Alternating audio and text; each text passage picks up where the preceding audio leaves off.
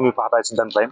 आपल्या समवेत आहे अवसरी पिंपळगाव पंचायत समितीचे उमेदवार शिवाजी निघोट आणि जिल्हा परिषदेचे उमेदवार विष्णू काका हिंगे. आपण त्यांच्यासोबत चर्चा करणार आहोत. कोणकोणत्या भागात प्रचार केला, नागरिकांच्या काय काय समस्या जाणून घेते आणि त्या कशा पद्धतीने सोडवणार आहेत.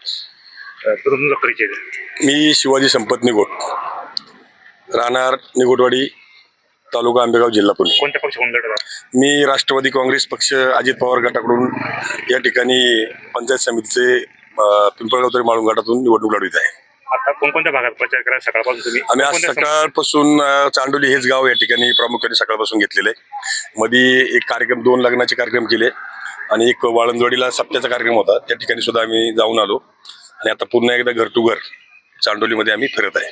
चांडोली खुर्द या गावचा विकास झालाय का, काही समस्या बाकी आहे? चांडोली खुर्द गावचा विकास आपल्या डोळ्याला समोर दिसतोय.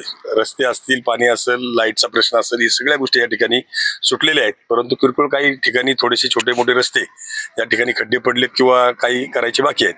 पण फार मोठ्या काही कामाचा म्हणजे राहिलेत असा काही प्रकार या ठिकाणी कुठेही दिसत नाही. तुमचा परिचय द्या. मी विष्णू धर्माजी हिंगे, अवसरी पिंपळगाव जिल्हा परिषद गटामधून मी उमेदवार म्हणून या ठिकाणी राष्ट्रवादी काँग्रेस पक्षाच्या घड्याळ या चिन्हावर निवडणूक लढवित आहे. आता तुम्ही चांडोली खुर्द या गावामध्ये फिरत आहे. कशा पद्धतीने नागरिकांनी तुम्हाला पाठिंबा दिला, काय सांगा? नागरिकांचा उत्स्फूर्त प्रतिसाद आम्हाला त्या ठिकाणी आहे. गेले 35 वर्ष विकास या मुद्द्यावर आम्ही तालुक्यामध्ये समाजकारण किंवा राजकारण केलेलं आहे आणि त्याचा फायदा निश्चितपणे आम्हाला या ठिकाणी होतोय.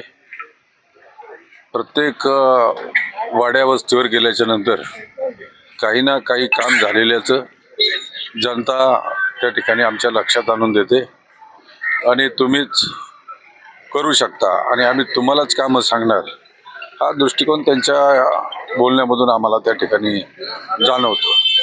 चांडोली खुर्द गावच्या ग्रामस्थांना तुम्ही काय आवाहन करणार? चांडोलीच्या ग्रामस्थांना मी या ठिकाणी आवाहन करतो की आम्ही गेले अनेक वर्ष नामदार दिलीपरावजी वळसे पाटील यांच्याशी एक निष्ठेनं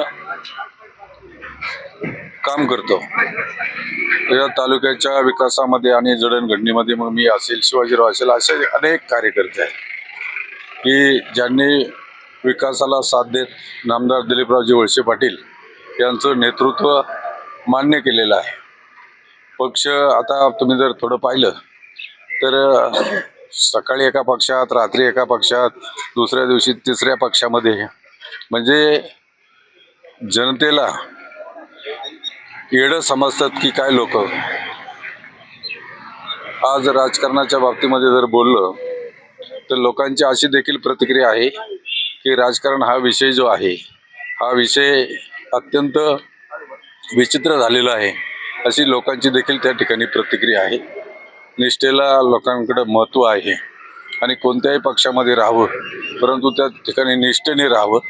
सत्तेसाठी दलबदलूपणा किंवा पक्ष बदलू नये अशी एकंदरीत सर्व जनतेची भूमिका त्या ठिकाणी मला आढळून आलेली आहे.